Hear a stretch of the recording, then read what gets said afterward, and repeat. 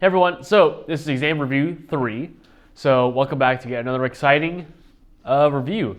So this time around, we're doing a lot of touching up on exam 2, right? So the same realm of unit circle and all the stuff we did, but now we're introducing graphs of sine and cosine.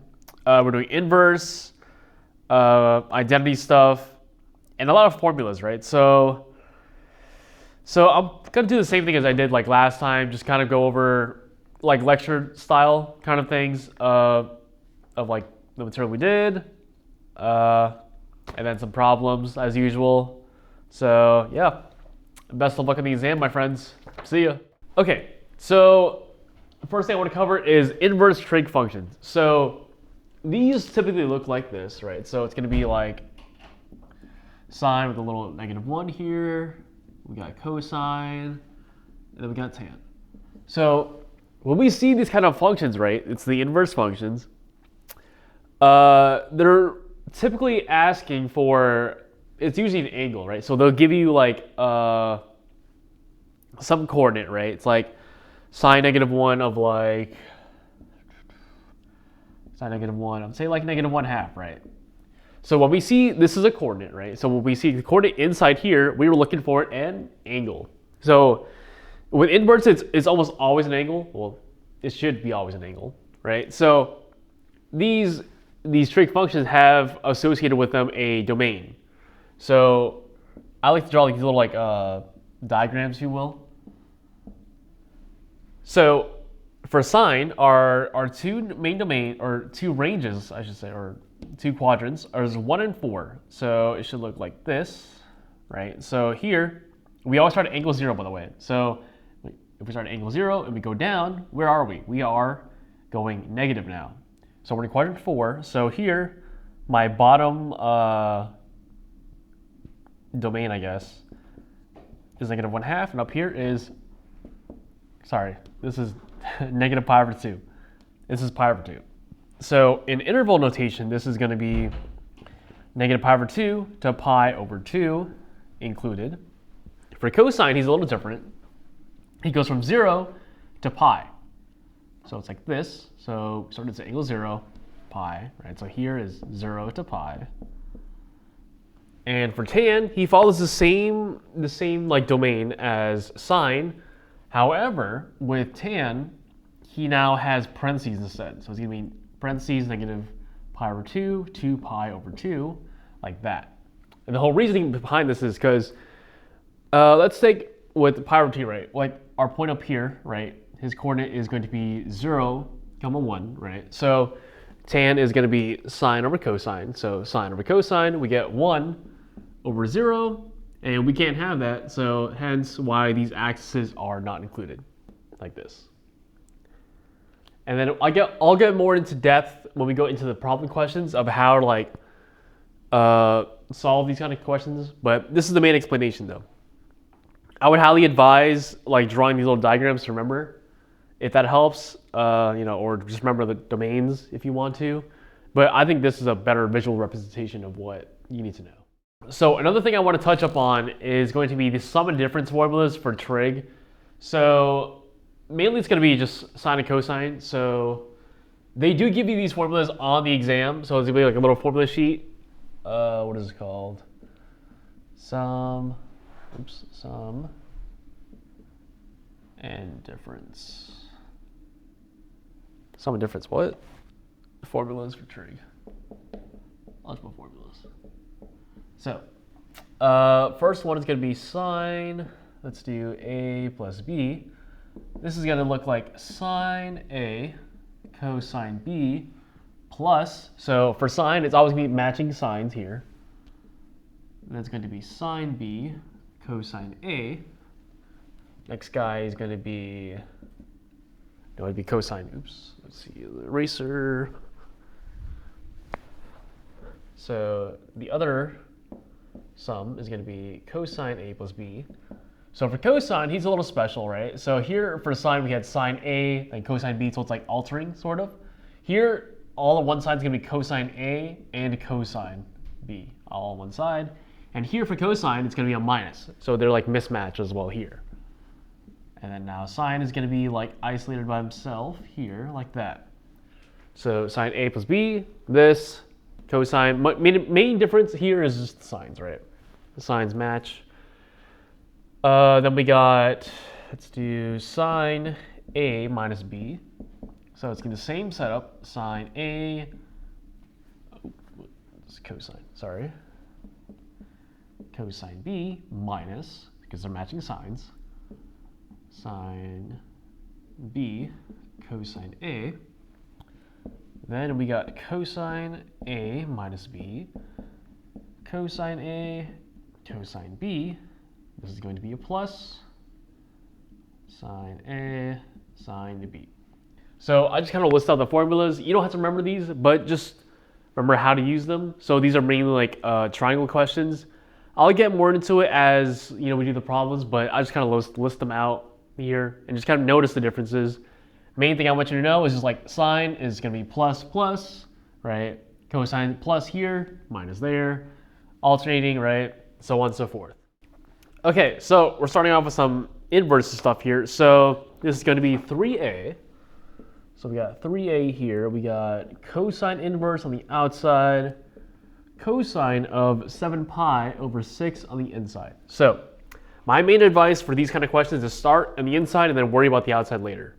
So inside, right, we got what? Cosine of 7 pi over 6. So what is cosine of 7 pi over 6? First off, where is 7 pi over 6? If you draw it out right, where are we? We are somewhere here in quadrant 3. What do we know about quadrant 3? We are negative, negative. So cosine is negative here. Okay, so 7 pi over 6. My main derivative here is pi over 6, right? So when we think about our coordinate values, right, we're going to get my cosine is going to be equal to, I could also find 3 pi over 2, right? We're negative here, so here. Now, the main question here is going to be cosine inverse of negative square root 3 over 2. Okay, cool. So now going back to what I said earlier, right, about like cosine inverse stuff, right? So my main, what's it called? My main range or domain here is going to be from 0 to pi, right? So the new question here is asking what angle of cosine gives me a value of negative square root 3 over 2. So if I know my range is here, right? So here in quadrant 1 I'm positive and quadrant 2 I'm negative. So cosine has to be somewhere here. So now what angle of cosine gives me this value, right? In quadrant 2. This would be our good old friend. Sorry, I'm drawing a blank here. This would be 5 pi over 6. 5 pi over 6. Why? Because in quadrant 1, right, pi over 6 is positive. Here, we're negative. That's the whole gist, right? So my final answer here should just be 5 pi over 6. So the whole point of these inverse stuff is to fit our angle somewhere in the domain, the respective domains. So for cosine, it was here from 0 to pi. For sine, it's going to be from negative pi over 2 to pi over 2, to positive pi over 2. Let's go on to the next one. We have 3b here. Oh, speaking of sine, right? Sine inverse of sine of 2 pi over 3. So again, let's start in the middle, or in the parentheses. So we have sine of 2 pi over 3, right? So where's 2 pi over 3? Draw it out. We got somewhere here, right? So in quadrant 2, what is sine? Sine is positive. So my main derivative from 2 pi over 3 is pi over 3. So sine of pi over 3 is going to give us our good old friend again, 3 pi over 2, right? And in quadrant 2, I'm positive. So this is it. So let's replace this whole thing with just square root 3 over 2. So now we have sine inverse of square root 3 over 2. So now the question is asking me, what angle of sine gives me a value of square root 3 over 2, right? So we know that his domain was from here to here, right? So from negative pi over 2 to pi over 2. What angle of sine gives me square root 3 over 2? So this is positive, so it has to be in quadrant 1. Quadrant 1. So we're here, right? So let's think about it. Who gives me a sine value of square root 3 over 2? It's going to be our good old friend, pi over 3. So usually when we think about things like this, right? So sine inverse of sine of the inside, right? Let's think about, actually no, that's a bad idea, never mind. Let's skip that. Let's go to a different question. 3c, we have tan inverse of tan of 3 pi over 4. So again, let's start from the inside, right? We have tan of 3 pi over 4, right? So what value, or where am I in 3 pi over 4? Where am I?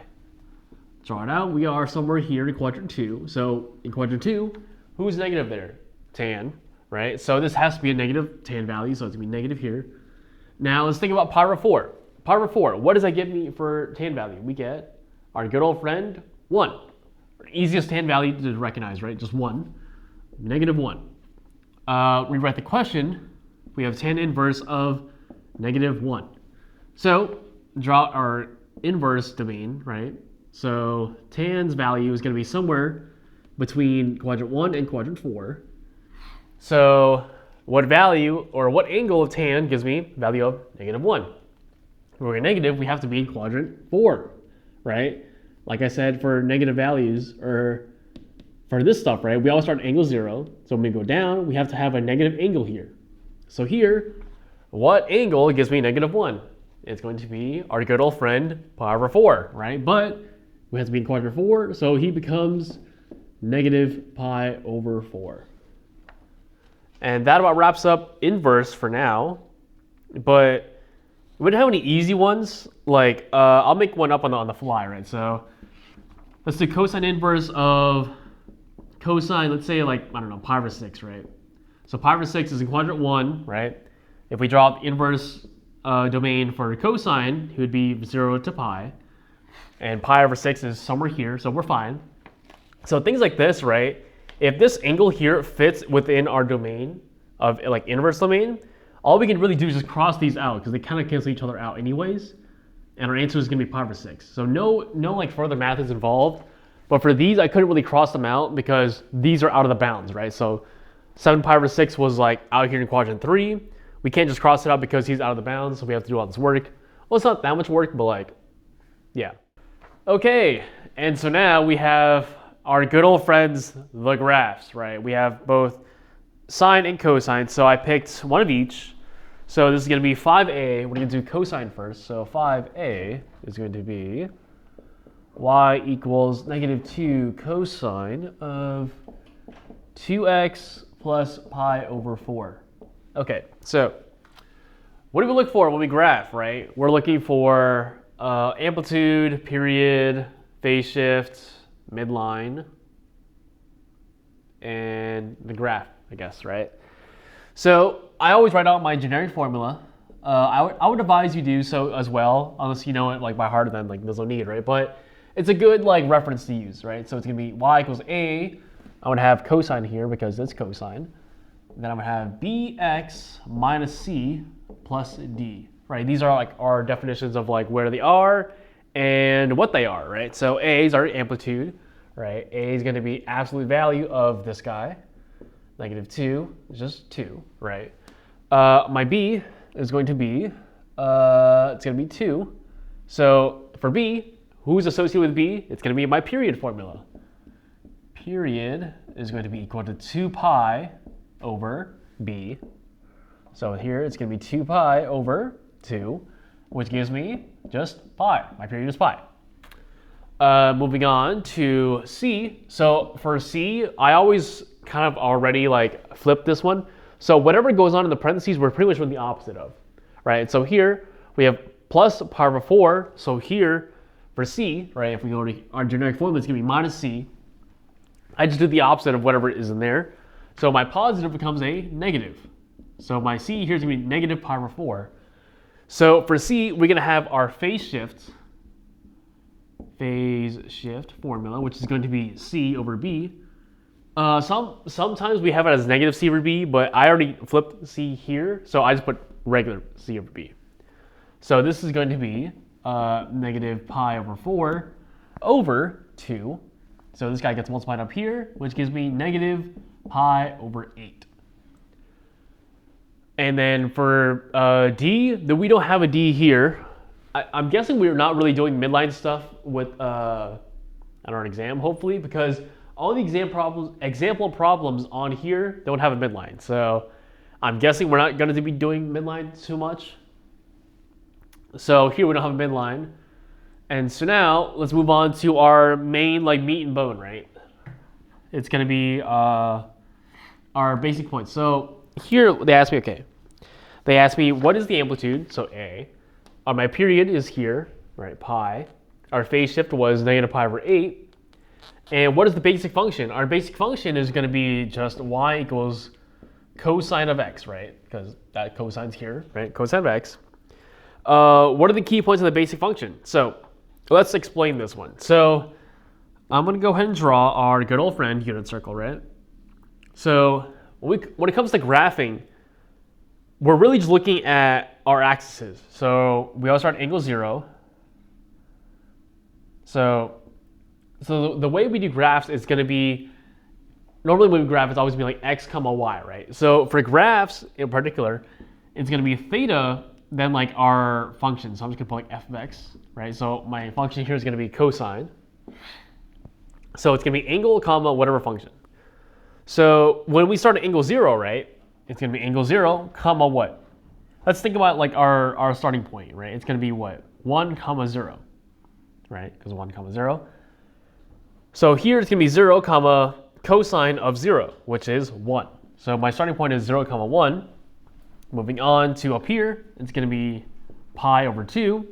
Our point up here in pi over 2 is what? It's going to be 0 comma 1, right? So here it's going to be 0 comma 0, or pi over 2 comma 0. Moving on over here, we have pi. Pi, let's think about his points, right? It's going to be -1 comma 0. So here it's going to be pi comma -1. Moving on down here, we have 3 pi over 2. His points are what? 0 comma -1. So here it's going to be 3 pi over 2 comma 0. 3 pi over 2 comma 0. And then finally, we're going to go back up to our origin, which is 2 pi. 2 pi comma what? 1. So these are my basic points. Maybe it's a bad spot to put it, but oh well. So this is my key points of the basic function. Now the next one is asking, what are the final key points? So the way they want you to do it is basically go from our basic points just into our final key points. But I like to do like kind of like transformation style, where I go like step by step, kind of like doing everything like one by one, right? But you know, you can do it however you like. So let's do this. So we're going from basic function to now. I always start with my, what's it called, amplitude. So amplitude here was 2. So it's going to be 2 cosine of x. So what's happening here with the 2? What does amplitude mean again? Amplitude means how high and how low we're going with the graph, right? So cosine looks like this. He's like a little handlebar, kind of, right? So amplitude is defining how high we go here and how low we go. So who is that, right? When we're talking about like up and down in the graph, we're talking about our good old friend y, right? So our y's are changing here. So I'm going to keep my x's. So I'm going to write this a little smaller because I feel like I'm running out of space here. Or let me move this up. So y is equal to 2 cosine of x. So let's go ahead and do this. So let's keep our x's, right? So we have 0, comma something, pi over 2, comma something, pi, 3 pi over 2, and then 2 pi. So at 0, we had what? 0, comma 1. So we're taking this 1 and multiplying by our amplitude, which is 2. We get 0, comma 2. Pi over 2, comma 0, because 0 times 2 gives me 0. Pi, comma -1 times 2 gives me -2. 3 pi over 2, comma 0 times 2, 0. And then finally, we're going back up to 2, because 1 times 2, 2, so on and so forth, right? And so now, let's do our, oh, you know what? Maybe I should have done,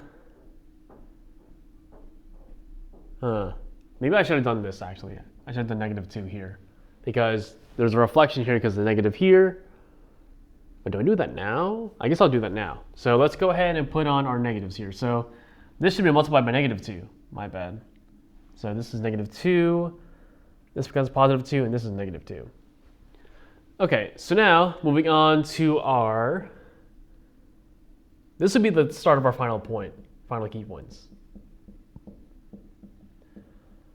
Okay, so with final key points, right, my first angle is always going to be my phase shift, always.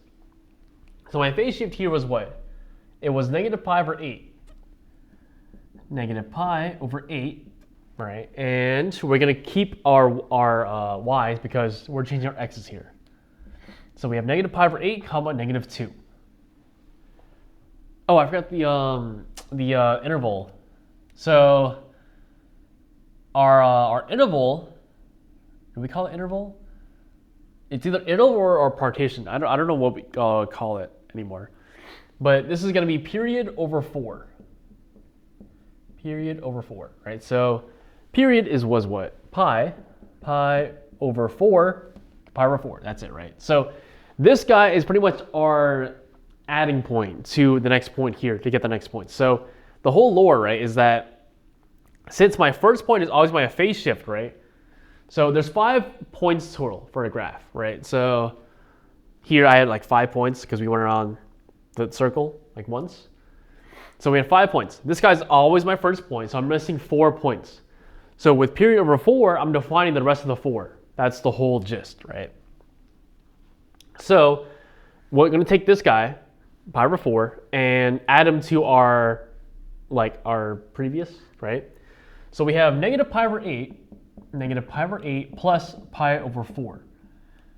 So for simplicity's sake, right, I'm going to turn this pi over 4 into terms of pi over 8 because I have to add over, like our denominator is going to be 8 for a little bit here. So how do we change this guy pi over 4 into pi over 8, right? What do we do? Multiply both top and bottom by 2, and we get 2 pi over 8. So let's do that instead. So we have -pi/8 plus what? 2 pi over 8 now. So new question is now -1 plus 2 gives me what? Just 1, right? So my new angle is going to be pi over 8. This guy's going to be pi over 8 comma what? 0. I hope that makes sense a little more. So now we're going to take the same interval, right? Pi over 4 or 2 pi over 8 and add them to our previous guy we just found, which is pi over 8. So pi over 8 plus this, right? It's going to be 1 plus 2 gives me 3. So 3 pi over 8 comma what? 2. Right, so on and so forth. 3 pi over 8 plus 2 pi over 8 gives me 5. 5 pi over 8 comma what? 0. And then 5 plus 2 gives me 7. So we have 7 pi over 8 comma what? -2. And so now with our final key points found, now we can actually graph our friend here. Okay, so we're going up to 2. Let's say this is 2, this is -2. So we have 8 points. So we have 1, 2, 3, 4, 5, 6, 7, 8. Oh, we need to go back here too. 1, 2, 3, 4, 5, 6, 7, 8. So every slash is a pi over 8. So we're starting at what? -pi over 8 comma -2. -pi over 8 comma -2. Pi over 8. So we're going to 1, 0. 3 pi. So 1, 2, 3. Up here. Going to 5, 4, 5. And then 7 down here. So connect the dots, and we have something like that. I kind of messed up the graph a little bit, but yeah, this is it. So they don't give you the divisions for the graph, like you have to do that on your own, but they do give you the grid. So just make sure you know how to like space them out, I guess. So for here I did 8 points because we have pi over 8, right? So like it's gonna be pi, split them into 8 parts, blah, blah, blah, right? So like, yeah. All right, so we did a cosine graph, so now let's do the opposite. Let's do our good old friend sine. So this is going to be 5b, and they give me that y is equal to 2 sine of 4 pi minus pi. Okay, cool. So same thing as usual, right? Write out our little sample, right? So y is equal to a sine, because of sine, bx minus c plus d. Okay, cool. So a is equal to what? Equal to absolute value of 2, equal to 2. B is equal to 4. What goes in b? Period. Period is equal to what? Period. Oops. Period is equal to 2 pi over b, which is 2 pi over 4, which gives me pi over 2. Our c is going to be the opposite of whatever this is, so it's going to be positive pi. What goes to c? Phase shift. Phase shift, which is c over b, so it's going to be pi over 4. Pi over 4. Okay, cool. Do we have a midline? No. So let's go ahead and get started on our basic function. So y is equal to sine of x. So let me draw the thing again. So unit circle again. So start at angle 0. What's my coordinate here? 1, 0. So here at angle 0, we have a value of 0. Go up to pi over 2. We have what? 0, 1. So angle pi over 2 to what? 1. Go over here, we have angle pi, we have what, negative 1, 0. So angle pi with a value of 0. Go over here to 3 pi over 2. We have 0, negative 1. So 3 pi over 2, negative 1. And finally, a full rotation, we get 2 pi with a value of 0. So with this, right, our basic function looks like kind of like a sideways S, right, like a little snake. Okay, so now let's get started with our amplitude. So we have y is equal to 2 sine of x, right? Yeah, 2 sine of x. So what's changing again with the amplitude? It's going to be our y's. So let's keep our x's, right? 0, right? 0 times 2 gives me 0.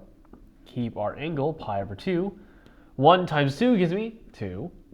Pi, 0 times 2, 0. 3 pi over 2. Negative 1 times 2 gives me negative 2. And 2 pi, 0 times 2, 0. Cool. And now moving on to our phase shift, or our final key points, sorry. Final key points. So, what did I say again last time? That phase shift is always my first guy, right? My first angle. So phase shift here is pi over 4. Pi over 4, what? 0. So let's do an interval now. So we have period over 4. So we have what? Pi over 2 over 4. This guy gets multiplied up here. So our interval is pi over 8. So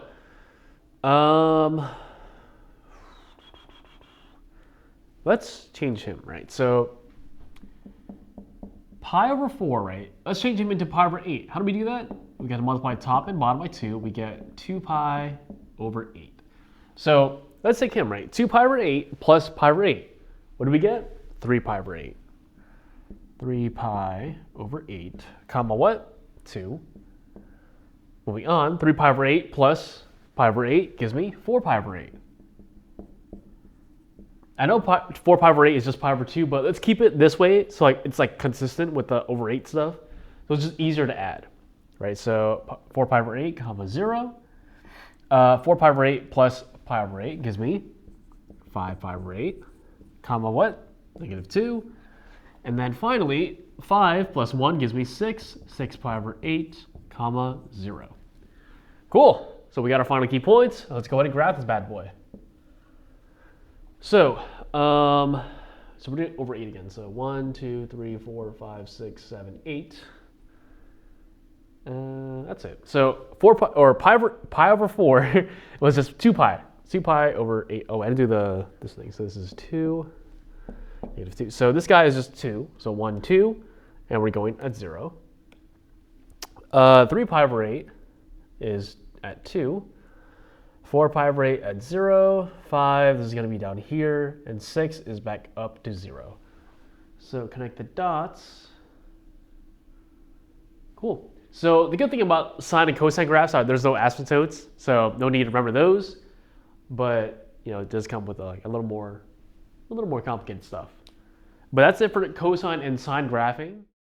Okay, so a little more on inverse stuff. I didn't see this on the line, but so let's do this. So we got 7b here. We got tan inverse of, what is that, 1? 1. So tan inverse of 1. So tan inverse's domain was here, right? And what I say earlier, that tan of 1 is always equal to our easiest guy, or easiest one to distinguish, right? So we see 1 of tan is going to be pi over 4, some sort of iteration of pi over 4, right? So tan is positive up here, negative down here. So pi over 4 is just pi over 4. Okay, this is going to be 7f. I have cosine inverse of negative square root 3 over 2. Okay, so let's draw cosine inverse's domain. So 0 to pi, positive here, negative here. So negative square root 3 over 2. So it has to be in quadrant 2, right? So now, who gives me that value, though? So if we think about unit circle, right? Who is that? It's going to be our good old friend pi over 6, right? But we have to make him into our quadrant 2. So pi over 6 becomes who? 5 pi over 6. Okay, and so now we start getting into the real meat and bones of this section, chapter, exam, right? So this is going to be chapter 6, 1. So, my bad, we got to distribute. So it'd be 1 over sine x times sine of x. So earlier I said 1. So this is equal to 1. And then we have 1 over sine x times cosine x. So cosine goes to the top. We left with cosine over sine, which is who? It's going to be our good old friend, cotangent. So this is going to left with 1 plus cotangent of x. So this would be answer A. Let's go on to our friend, number 2. I have here sine x over cosine x plus cosine of x over sine x. So things get a little more tricky now, right? Because what do we notice? We have different denominators, right? And we're asked to add them. So when we have different denominators, we have to what? We have to appease the different denominators, trying to get a common one. So what do? We take the opposite. So if I want to solve this guy, or convert this guy into a common one to here, I have to take the opposite denominator here, so sine, and multiply him to top and bottom. So it's going to look like, I guess I'll write it over here, sine x times this, right? And the same goes for here. So I have to take the opposite denominator, cosine here. So times cosine of x times cosine of x. And now it's multiply, right? So we have here sine x times sine x, which gives me sine squared x on top. We have sine x times cosine x here. So sine x cosine x plus what? Cosine times cosine, which gives me cosine squared x over, we have again sine x and cosine x. And so now let's, what can we do here?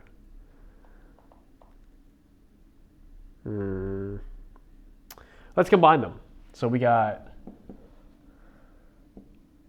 sine squared x plus cosine squared x all over sine x cosine x. So what can I do here?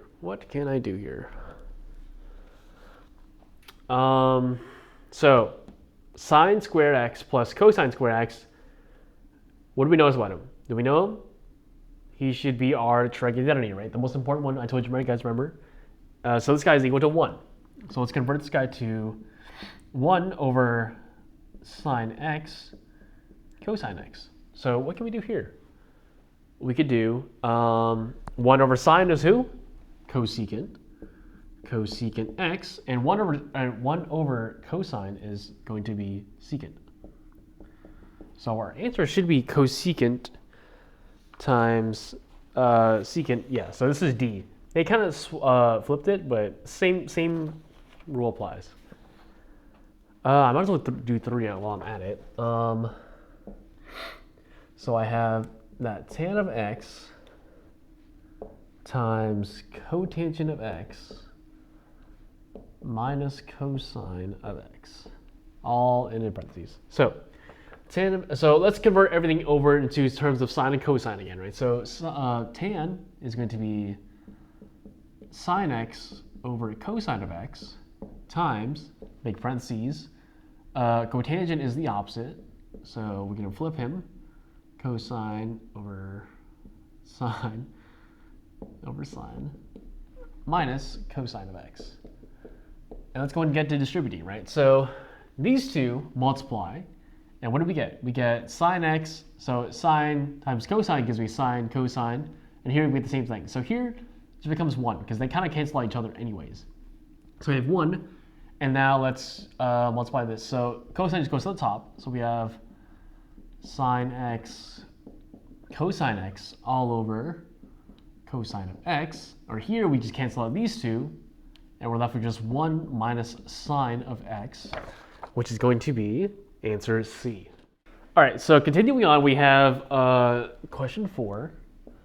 This has me with sine squared x plus sine squared x times cotangent x, cotangent squared x, my bad.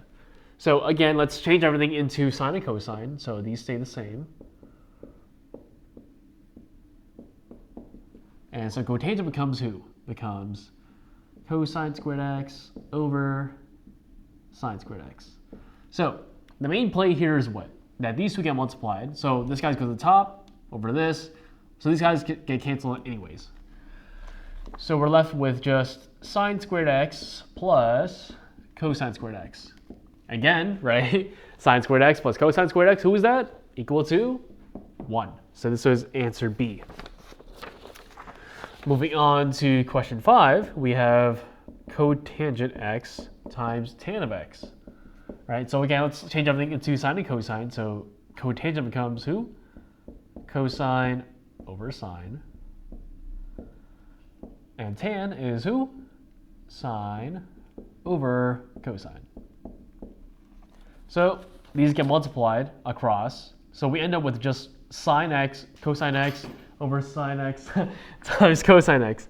So we're left with just, because these cancel out anyways, right? We can cancel out here, and it becomes just 1 over 1, or in other words, 1. So this guy is going to be equal to, answer C, 1. Okay, so moving on to verification stuff. So this is a little easier because it's technically they gave you the answer already, but we're really looking for the work, right? So these are most likely like short answer questions, right?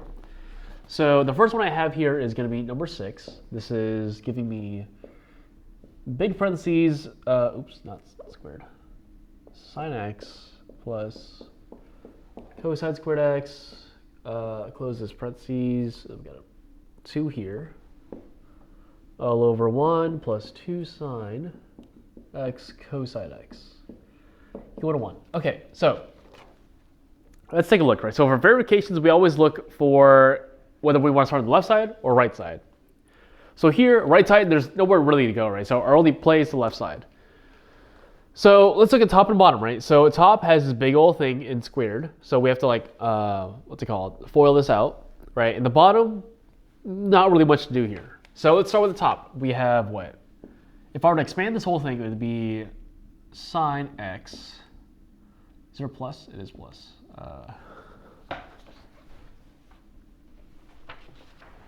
Sine x plus cosine x, like that, times sine x plus cosine of x, like that. So first thing gives me what?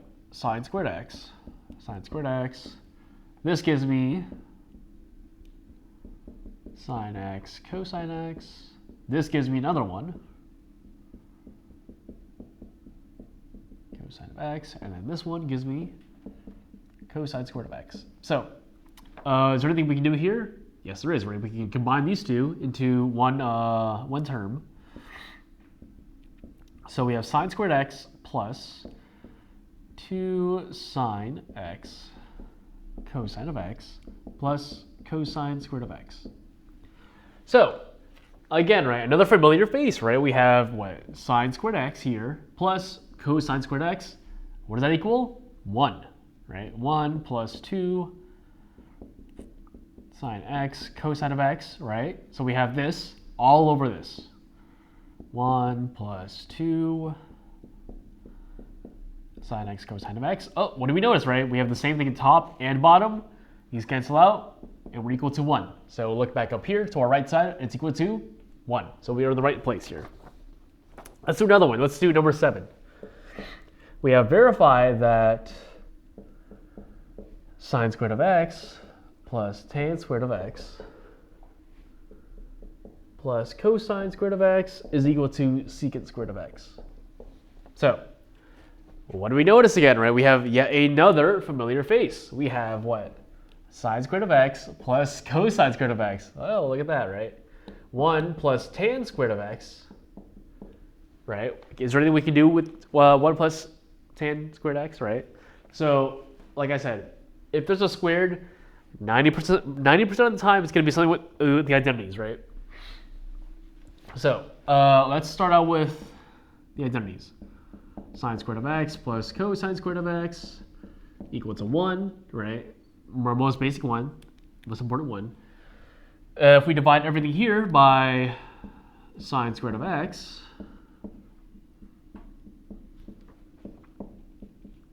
we get what? So sine squared over sine squared gives me 1. Cosine over sine gives me cotangent. Cotangent squared x. And then 1 over sine gives me cosecant, right? Is this the guy we're looking for? No, because we need 1 plus tan. So let's go ahead and erase this sine. And now let's do cosine instead now. Cosine squared of x. Right, so sine over cosine gives me what? Tan. Tan squared. We have cosine over cosine, which gives me 1. And 1 over cosine is secant. There we go. So now we have our other two. So let me erase this. So we have what? 1 plus tan squared of x. So who is that? It's this guy, right? He's all flipped over, but same thing applies, right? So this guy is equal to who? Secant. Secant squared of x. And then, so this is our final answer. If you look back up here, and we got our answer. Yeah, so verification's a little easier, I'd say, with compared to the identities, because we technically know our answer already, but we just need the work. So, yeah. Okay, so now we get to the realm of, what's it called? Sum and difference formulas, right? So, here's an example. So we have number 8, which says, find the exact value of cosine of 15 degrees. So 15 degrees is something we know. So what angles do we know? We know what? 30, 45, and 60, right? So some sort of combination here has to give me 15. So we can either do 60 minus 45 or 45 minus 30. Let's do 60 minus 45, right? Because it's a little simpler. So our setup is that cosine is, or 15 is equal to 60 minus 45 degrees, right? So with the formula we have what? Cosine of A, which is 60, cosine 60, times the cosine of 45. With a minus here, so that means plus here.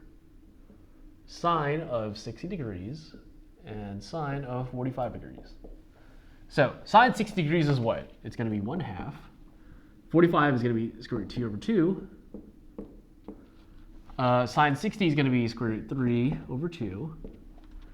This is also going to be square root 2 over 2. So let's do it. So multiply across, we get square root 2 over 4. We have the plus here. Bring that down. So when we have a radical here and a radical here. We have two radicals multiplying each other, so we have to multiply the inside, and we get radical 6. Radical 6 over 4. So our final answer is just going to be radical 2 plus radical 6 all over 4. Let's do another one. This is question 9. Find the exact value of sine of 165. So this is a little more complicated because we're leaving the realms of knowing these three angles, right?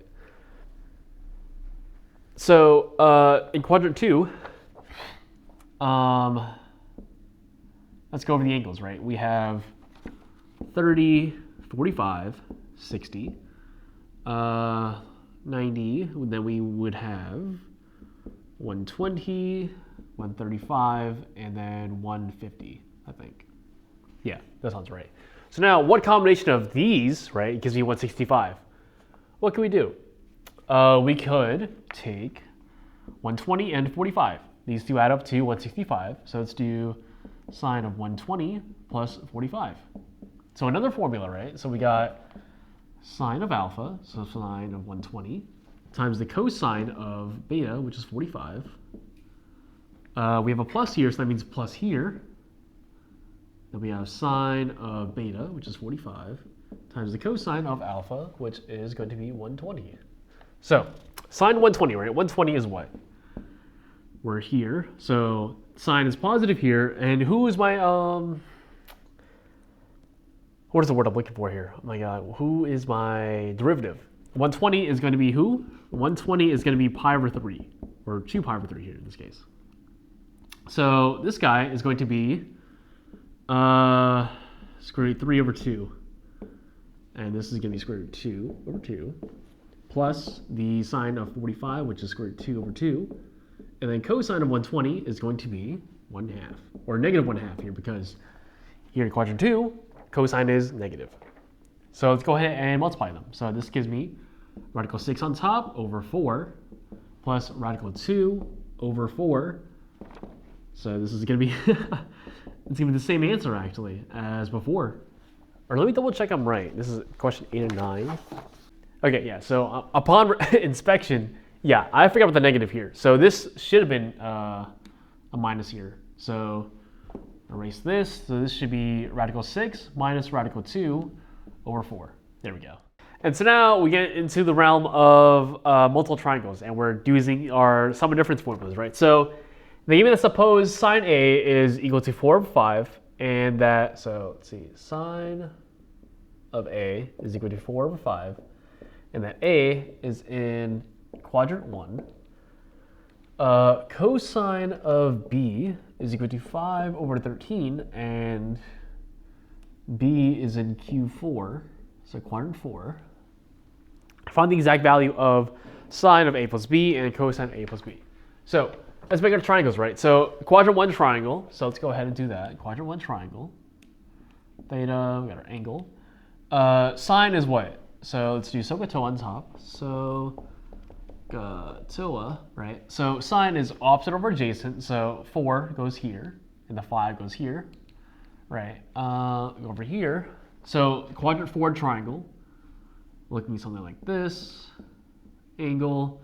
So we have 5 here, or cosine is what? Adjacent over hypotenuse. So 5 goes here on adjacent, and 13 goes down here.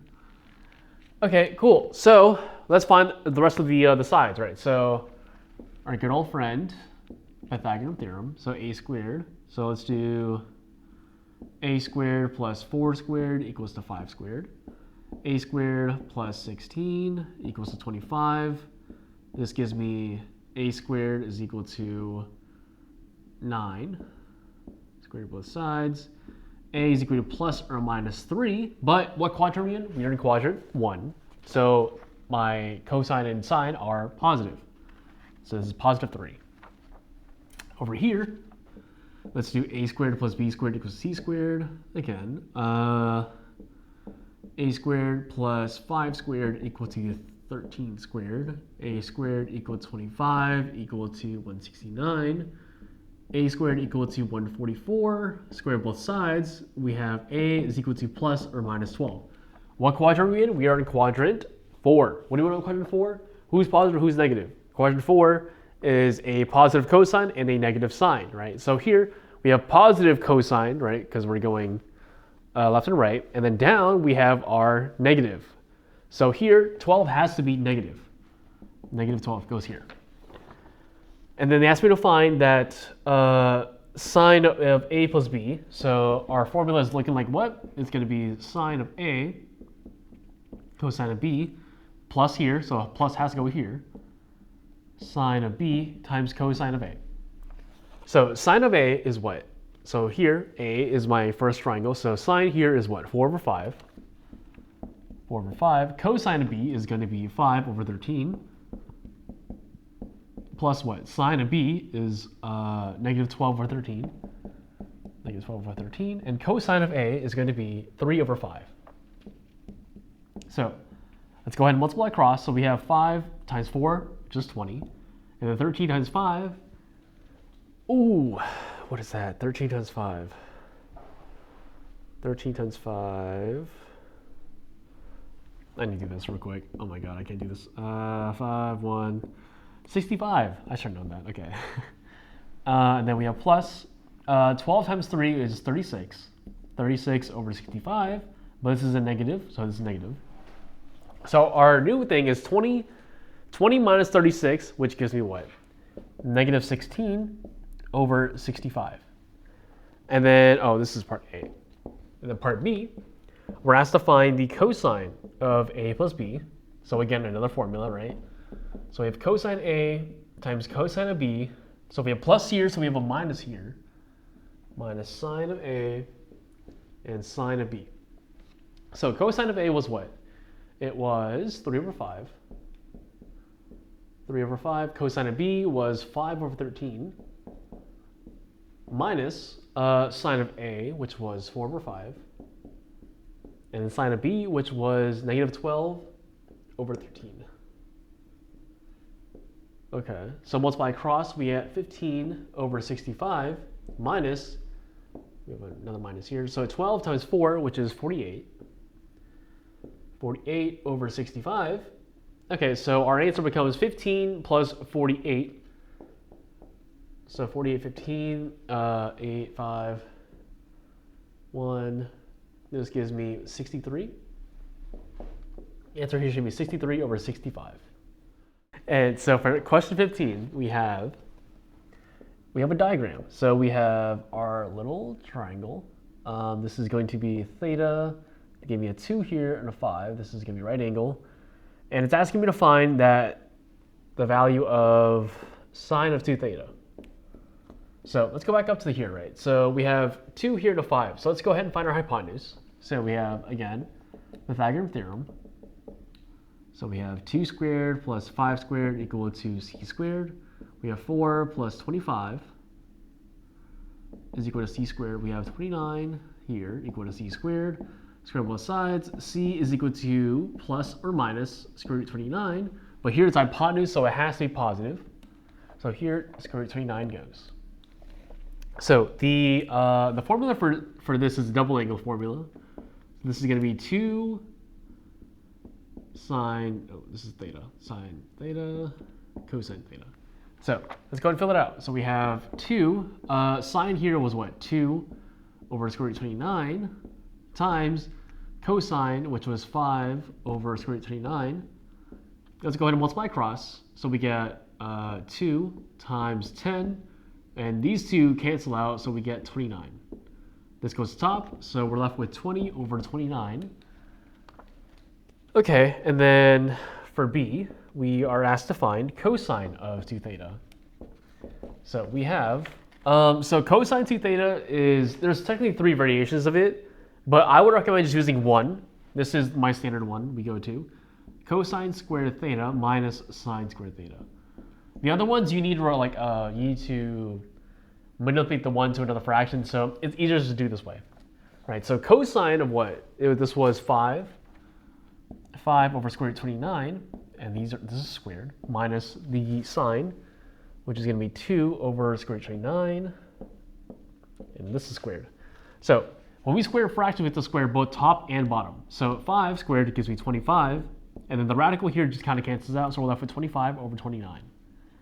This gives me 4 over 29. So 25 minus 4 gives me 21. 21 over 29.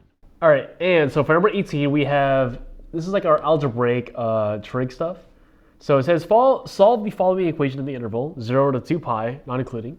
So we have 2 cosine of x minus radical 3 equal to 0. So as always with algebra, right, we don't move things over, or we want to add and subtract first, and then we'll do the rest, right? So what's that called, like order of operations or something? I forget the name. But this, then we move the 2 over, like this. So we're left with just cosine of x is equal to square root 3 over 2. So when we do these things, we want to isolate our x's, right? But we usually never want to cancel things out. That's like 90% true. Only like with like tan setups, I guess, but like mainly like we want to leave things like factored and stuff, as we'll see in the other other problems. So here, it's cosine x is equal to square root 3 over 2. So the real way we can do this is like cosine inverse of radical 3 over 2 is equal to x, right, like that. So like we're kind of like isolating the x truly. So here the question is asking what angle of cosine gives me a value of radical 3 over 2. And so here x would be equal to, this would be pi over 6 and 11 pi over 6. Why? Because, oh, by the way, so for these problems, our answer is always in pairs. Because if we draw the unit circle, right, so it's asking positive square root 3 over 2 within the realm of 0 to 2 pi. So the whole circle, right? So where's cosine positive?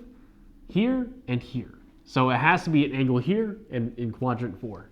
Hence pi over 6 and 11 pi over 6. Moving on to question 19, we have solve the following equation in same thing. So we have 2 sine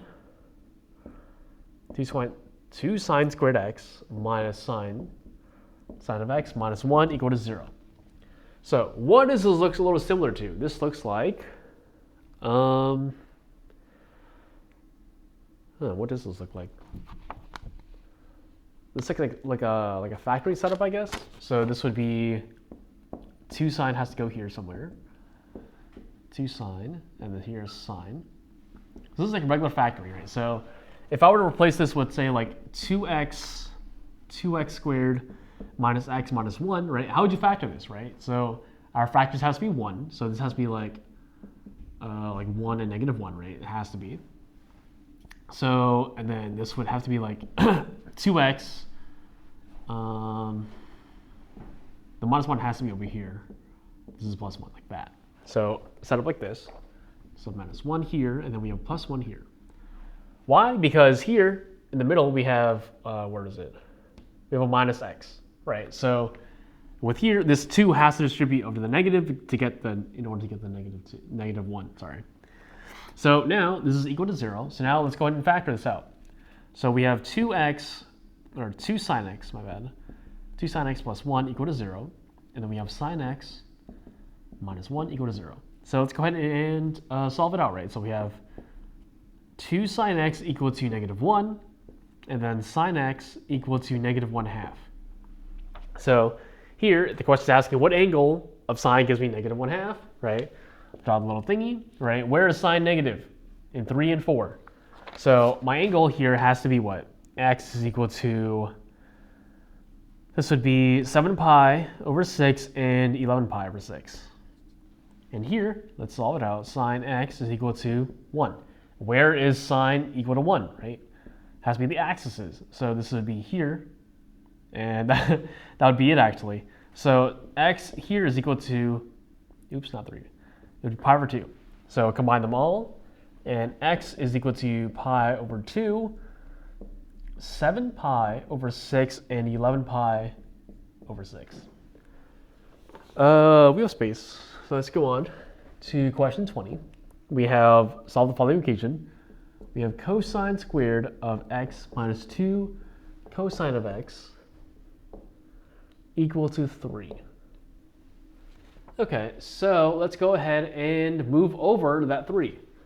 Because again, like I want to have a factor, right? It has to be equal to 0 in order to do that. So we have cosine squared of x minus 2 cosine of x minus 3 equal to 0. So let's replace the cosines with x, right? Makes it a little easier. Right, so we have x squared minus 2x minus 3. So let's factor this out like a normal like algebra, right? So the negative 3 has to be what? Negative 3, 1, or like 1, negative 3, right? And what combination gives me, like when we add them, gives me negative 2? Has to be him, right?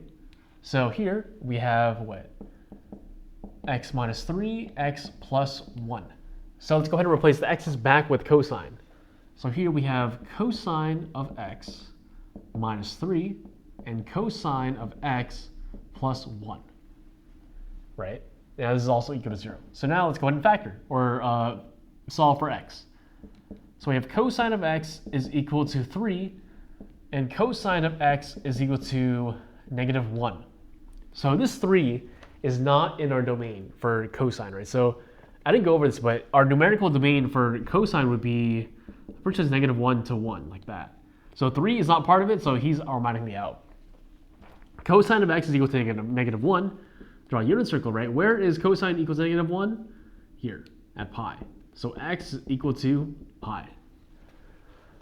I could probably do 21 in this space. So let's do 21. We have 2 sine of x, cosine of x equal to negative sine of x. So let's move them over. We're left with 2 sine of x, cosine of x plus sine of x equal to 0. So here we notice what? We have sine x here and sine x here. Let's go ahead and factor them out. So sine x on the outside, like that. And then here we have inside, we have 2. This would be 2 cosine. 2 cosine of x plus 1 equal to 0. So let's go ahead and factor. So sine x equal to 0, and then 2 cosine of x plus 1 equal to 0. Where is x equal? Where does what angle of sine gives me a value of 0, right? So let's think about it. It'd be 0 into pi, so x is equal to 0 into pi. Here, cosine x is equal to negative 1/2, so x has to be equal to what? Let's think about the quadrants. Where is cosine negative? In 2 and 3. So in quadrant 2, who is that? It's going to be, this would be 2 pi over 3. And in quadrant 3, this would be 4 pi over 3. So combine these two, x is equal to 0 pi, 2 pi over 3, and 4 pi over 3. Okay, so now we get into the realm of law of sines and law of cosines. So they gave me here in chapter 7, question 1, that solve the triangle with A is equal to 42 degrees, C is equal to 96 degrees, and that little c is equal to 12. So let's go ahead and draw a generic what's it called, right triangle. Let's call this A, this is B, and this is C. So A here is 42 degrees, C here is going to be 96 degrees, little c here is 12, and I want to solve the triangle. Okay, cool. So let's start inside, right? So how do we get this third triangle? So we know that inside a triangle it has to be equal to what? 180 degrees. So 180 minus 42 minus 96. So let's do this. This is 8, 2. So, oh, this is kind of hard. Okay, so 8 minus 4, 4. 4 minus 9 is going to be 3. Knock one off, 2. I think I'm left with like 22, if I'm not mistaken. That looks about right. So let's say this is 22 degrees. Okay, so let's start off with, let's grab our friend A. Let's find A. So law of sines, right? Let's do our relationship between C and little c. So we have sine of 96 degrees over our side, which is 12, equal to A. So sine of what? 42 degrees over little a.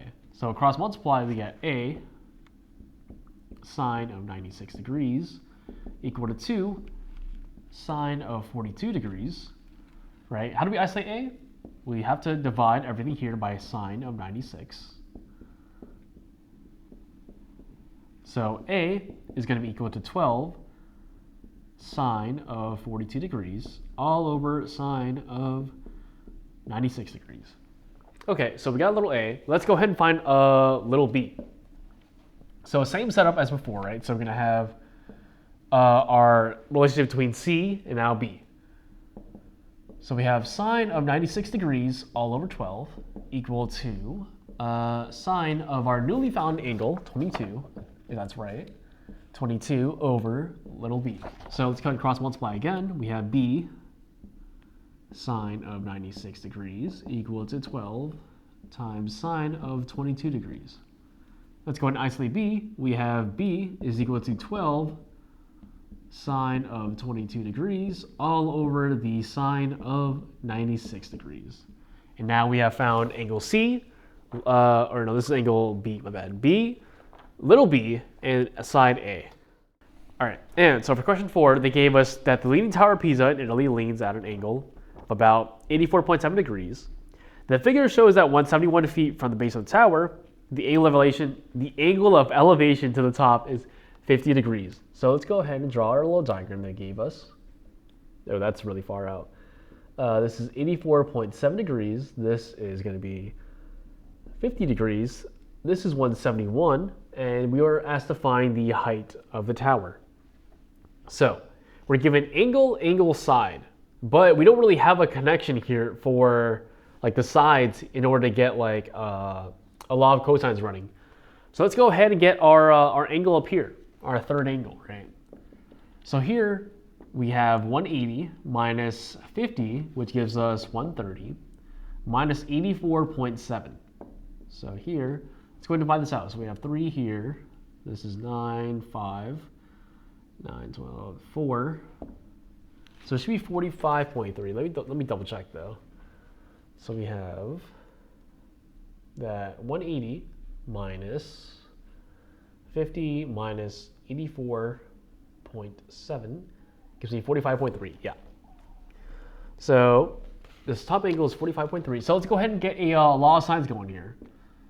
So we have sine of 45.3 all over 171 equal to what? Let's do our relationship between b, right? So we have sine of 50 degrees over b. Cross multiply, we get b sine of 45.3 degrees equal to 171 times sine of 50 degrees. And let's go ahead and isolate b. B is equal to 171 sine of 50 degrees all over sine of 45.3 degrees.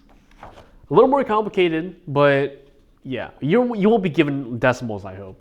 You'll be given like just whole numbers, but yeah. And let's go ahead and do 5. I guess we haven't really done law of cosines here, but let's go ahead and do 5. So they gave me a triangle with A is equal to 6, B is equal to 4, and C is equal to 3. So let's draw a generic thing. So let's say this is A equal to 6, B is equal to 4, and C is equal to 3. C is equal to 3. This is going to be big A, big B. Oh no, all the way around. This is B, this is C. Okay, and so to solve this, right, we're given what? Side, side, side, and no angles to work with. So we got to work backwards here to get our angles. So let's do A. A squared is equal to B squared plus C squared minus 2BC cosine of A. So let's pull the values out. So A is 6. 6 squared is equal to 4 squared plus 3 squared minus 2, 4 times 3 cosine of A. Let's do this out. 36 is equal to 16 plus 9 minus, what is this, 24 cosine of A. So here we get 25. So 36 equals to 25 minus 24 cosine of A. Let's move this guy over. We get what is that, 11? 11 is equal to negative 24 cosine of A. And then cosine of A is equal to negative 11 over 24. And we can invert this. Do cosine inverse of negative 11 over 24 is equal to angle A. So the other angles are pretty much the same concept as this, but just moving around this the numbers a little bit, and then tweaking the cosine of like to whatever angles you're looking for. And yeah, that's really about it for this exam. I mean, the hardest part here, I would say, is probably like verifying the trig identities. It's probably the trickiest thing, and then probably like our written word triangle word problem, like these, right? But yeah, that's about it though. I hope this was helpful, and of course, best of luck on your exam, and I'll see you guys there.